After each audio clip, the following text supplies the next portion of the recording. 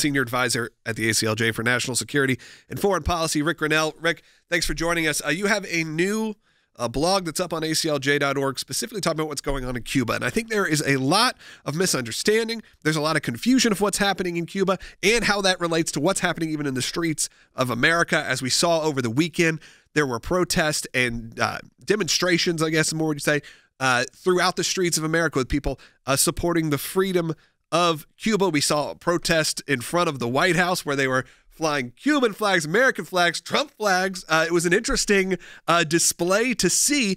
And I think for people to take a look at what's happening, because I think they see the Biden administration and they're maybe a little confused. I mean, we talked about this show about human rights in general, including all of our pro-life work that we're doing right now.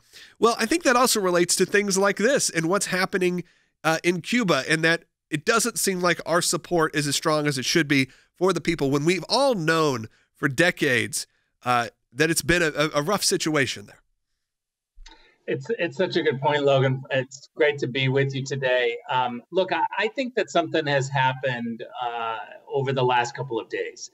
And when you talk about our reaction hasn't been as good as it should have been, it really means that the U.S. government's reaction hasn't been very good. Because I've noticed something different when it comes to the people of the United States, in that the issue of Cuba, freedom, anti-fascism, anti-socialism has just become an issue for all of America, not just South Florida. And from my lifetime, I've really seen this change. Usually when something happens in Cuba where the communist government cracks down on its people, this is largely a Miami issue, South Florida, maybe Florida politics.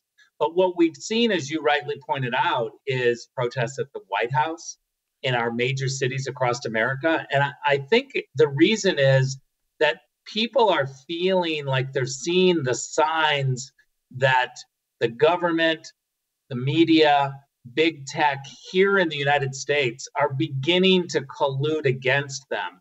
And that feels like early warning signs of socialism and fascism. Yeah, absolutely. And I think that is a concern for everyone and for a lot of people. This is, like you said, this isn't necessarily even a right or left situation. Now, obviously, for some reason, it does seem that way from a government point of view, from a political point of view, Will, that the discussion seems to be, again, as everything has to be, it seems like right now, a party line. And I watched videos of college campuses with kids trying to explain why they were asking, why is there American flag flying? And they, in the Cuba protests, and they're saying things like, well, they just don't know any better of the, the atrocities that flag stands for. And we all know the best. There are people who just don't get it, but you're right. I mean, there are these demonstrations happening, not just like in South Florida. My friend was in one in Charlotte, North Carolina. This is happening everywhere. Well, and one question I had for you, Rick, was the far left of the Democrat Party has been able to affect the policy of the Biden administration very effectively. They are able to ensure that their far left policies are the ones that are promoted and end up becoming the administration's policies. And we had a Washington Post reporter speak truth on CNN yesterday that many in the Democrat Party don't want to go too hard on Cuba because they actually like a lot of the things that the regime does as far as their socialist policies. Are you concerned that once again we're going to see not a strong response from the Biden administration because the far left is pushing these socialist narratives? It's such a good point, because literally the squad and some of the radical elements of the Democratic Party have really made Nancy Pelosi and Joe Biden afraid. They're afraid to step out and do the right thing. We used to always just innately be against communism and socialism. And Joe Biden gave that great line last week where he said, yes, communism is bad, socialism is bad. Most people were surprised. And in the Democratic Party, they were a little bit annoyed that he was being so clear. I was happy to see him say it, but I was puzzled as to why it took him so long. I think that the Democratic Party is really in danger right now, as I was saying, that this is beyond a Florida issue of permeating into immigrants. You ask yourself why first and second generation Americans were so for the Republicans and Trump last time, like never before. It's because they left totalitarianism, fascism, socialism. They know the early warning signs. They see it here with the Democratic Party. They're very concerned about it.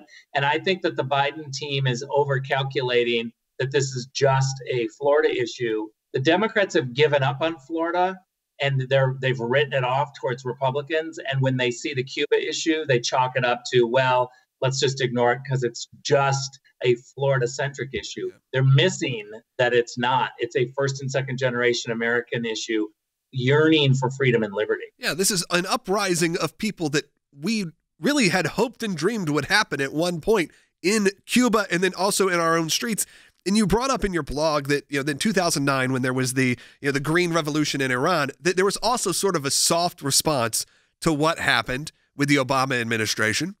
Now you're talking about Cuba, which is not, across the ocean and the other side of the planet. Maybe the Americans can kind of disassociate with it. You're talking about Cuba, which has been our neighbor, not necessarily a neighbor that we are connected with, but has been as close to America as practically you can get. And we have hoped and dreamed for a day when those relations could be better. And now it's finally looking like something is happening. Progression is moving, and the people are taking control, and we kind of return in silence. I'm missing it. Yeah, the Obama-Biden team in 2009 missed the Green Revolution going on in Tehran. They really missed the Arab Spring moments.